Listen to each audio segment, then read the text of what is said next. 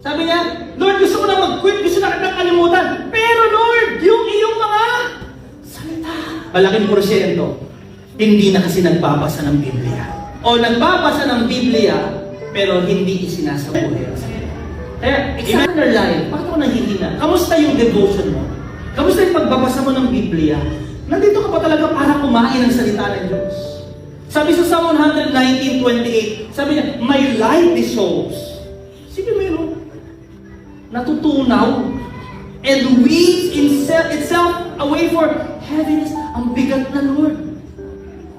There are times in our life na nararanasan natin yung kabigatan. Ano kailangan mong gawin? Sabi niya, raise me up. Kamay, sabay tayo. Raise me up and strengthen me. Paano? With money? Paano? With answered prayer? Kasi alam naman natin hindi agad sumasagot na ayon sa gusto natin. Yes, ano? May paghihintay Paano ka lalakas habang naghihintay ka? Paano ka lalakas habang naglilingkod ka? Paano ka lalakas at magpapatuloy kahit maraming against sa'yo? Maraming distraction. By what? According to what? To your word.